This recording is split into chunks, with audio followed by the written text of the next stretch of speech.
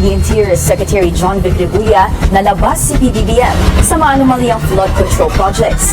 May hamon din siya sa dating kaalyado ng Pangulo at ngayon whistleblower na si dating Ilocos Sur Governor Chavit Singson, kasunod ng kanyang kaliwat kanang akusasyon. So, ayan mga pre, no? Ito yung isa sa pag-uusapan natin ngayon. Itong paninira po, no? Ni Chavit Singson dito sa ating Pangulo. Diba? Sabi ko nga sa inyo, paulit-ulit ko itong sinasabi.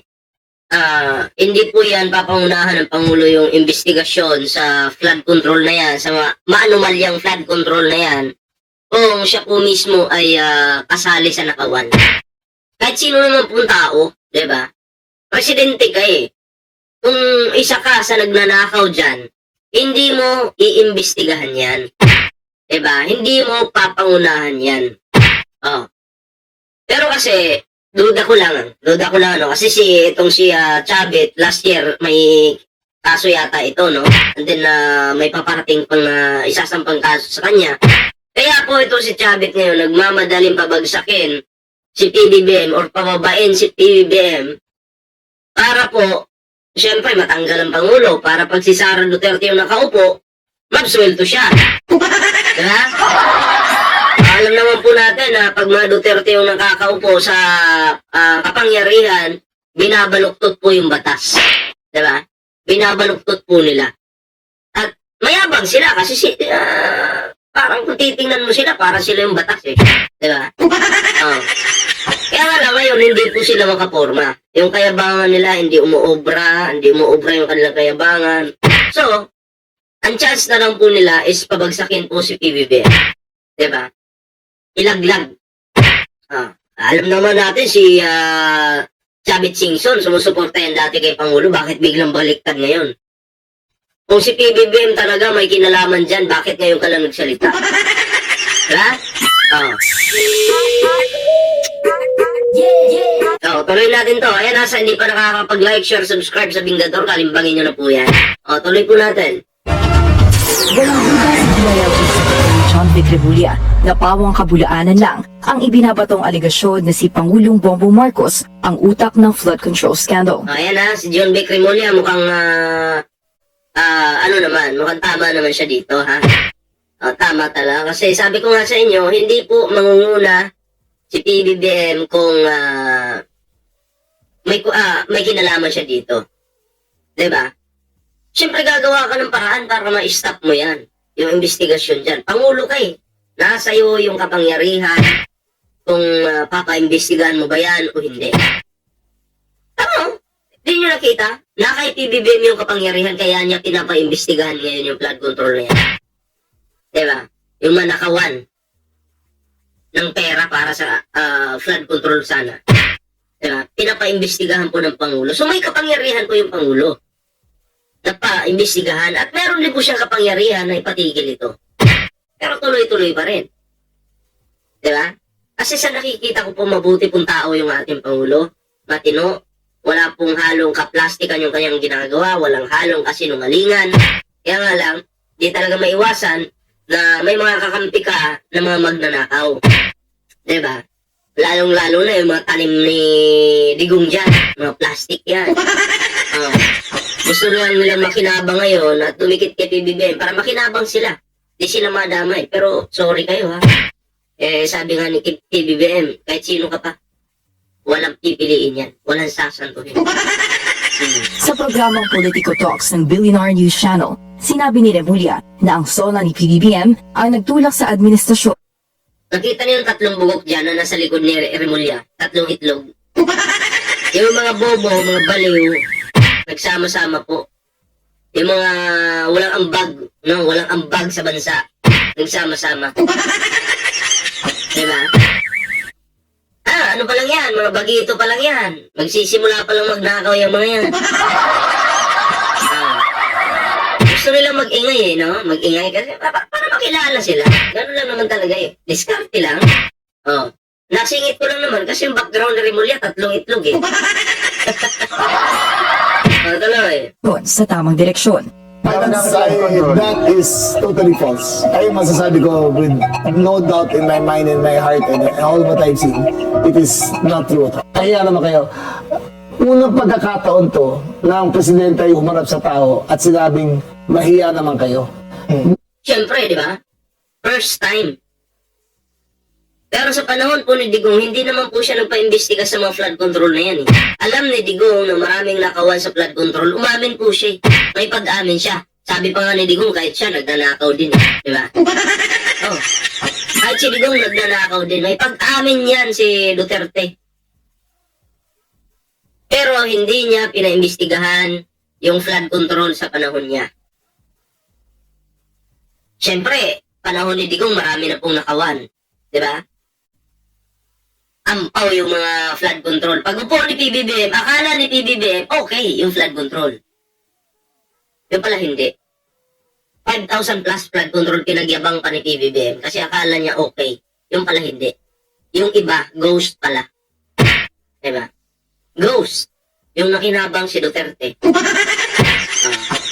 Digong, nakinabang. Nakaalyado niya, nakinabang. Kaya sabi ni PBBM, paimbestigahan na to. Kaya ito na nga, nung pinaimbestigahan, sabi nga nila, sa panahon ni Digong, tahimik daw. Grabe daw. Tahimik na tahimik daw. Sige, pagbigyan lang natin, tahimik. Alam niyo bakit tahimik? Oh, sa panahon ni Digong, tahimik. Panahon ni PBBM, maingay daw. Alam niyo bakit tahimik sa panahon ni Digong? Dahil yung mga magnanakaw, nagkakasundo-sundong magnakaw, kaya tahimik at walang alam ang taong bayan. Oh. Pero sa panahon ni PBBM, sobrang ingay. Kaya pabor po ako sa maingay. Alam niyo bakit? Yung mga buayang magnanakaw, binulabog po ng Pangulong Bongbong Marcos. Diba? Nalaman po ng taong bayan na grabe na pala yung pagnanakaw ng mga taong ito. Katulad ni Diskaya. Buhaya yan. Ha? Mukhang kuhulang yan, pero buhaya yan. Oh. Diba? So, si PBBM po yung nag-initiative. Dahil kay PBBM, nalaman natin na mga kurap pala itong mga tao na to. Tapos masama pa sa inyo yung Pangulo. Hindi bobo na kayo kung hindi nyo maintindihan yan. Naming them, inaano nyo talaga niligay niya sa posisyon yung gobyerno para i-correct ang sarili niya. And it's never happened that way before. Ito ang sagot ni Remulla sa mga paratang. Kukunin na ito ng lupa, oh. Paninira pa rin ginagawa. Bago ka na, mamamatay ang tao. Sabit, pero mauna ka. Matanda ka na eh. Diba? Pag bago ka na, parang yung kaluluwa mo eh. Di mapunta sa ano? Kaharian ni Digong. Ang former Ilocos Sur Governor Chavit Singson, partikular na sa umano'y kaugnayan ni PBBM sa maanomalyang flood control projects. Matatanda ang inakusahan din ni Singson ang Pangulo na may Ano kasi ito eh?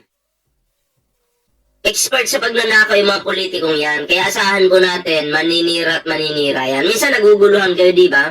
Magnanakaw nga ba si PBBM? Ito na lang po yung ilagay nyo sa isipan nyo. Hindi po mangunguna ang Pangulo sa investigasyon kung siya ay may pagnanakaw din ginagawa. Kasi malungkat at malungkat yan. Pero ngayon, walang ebidensya na magpapatunay na kasali yung Pangulo. Kaya wala silang karapatan na magsabing BBM resign. Dapat si Sara Duterte yung mag-resign. Kasi may karapatan tayo magsalita ng ganun dahil nagwawaldas lang si Sara Duterte ng pera. Kahit papiso lang yung winaldas yan, as long as winaldas mo yung pera, dapat mag-resign ka. Kasi pag nanakaw yan. Diba? Wala sa lakihan, wala sa liit. Basta ninakaw mo, pagbayaran mo. Oh, si PBBM, sinasabi niya, trilyon yung ninanakaw. Trilyon. Kaya niyo ba patunayan? May ebidensya ba? May magtuturo ba na ganon? Bobo kayo. Diba? Buritong contractor sa Ilocos Norte. Nagsimula ang iringan ng dating magkaalyado simula ng isnabin umano ng Pangulo, si Singson. Bagay na hindi... Inisnab ka lang pala eh. Sino ka ba para pansinin? Diba? Nung inisnab, dinamay niya yung taong bayan. Inisnab ka dati, ang nangyari, dinamay mo ang taong bayan. Gusto mong manggulo, dinamay mo yung taong bayan, mga kabataan. Sali na daw sa rally. Kaputang inahan yan. Diba? gulo mo tapos hanap ka kampi? Ikaw yung nanguna? Ikaw yung gusto makipag-away, gusto ng gulo tapos hanap ka kampi? Ang tanong ko, bakla ka ba? Hindi mo ba kaya magsulo? Tatanong lang po ako ha. Nagustuhan ng dating gobernador, lalo't pinili niya raw na tulungan ang mga Marcos noong 2022 elections. Dagdag ni Remulla, ilabas daw Ang dapat tulong! Di mo na pwede sabihin na may utang na loob ka sa akin. Dapat pala, hindi ka na lang tumulong. Diba? Kasi maniningil ka pala eh. Hindi tulong yun kung maniningil ka. Hindi tulong yun kung may kapalit. ni Singson ang pruweba sa kanya mga aligasyon dahil sa ngayon, lumalabas umano na puro salita lamang ang dating gobernador. Samantala, hindi rin itinanggi ni Remulla na may pondo pa para sa flood control project sa 2026 General Appropriations Act. Pero, konting-konti lang daw ito.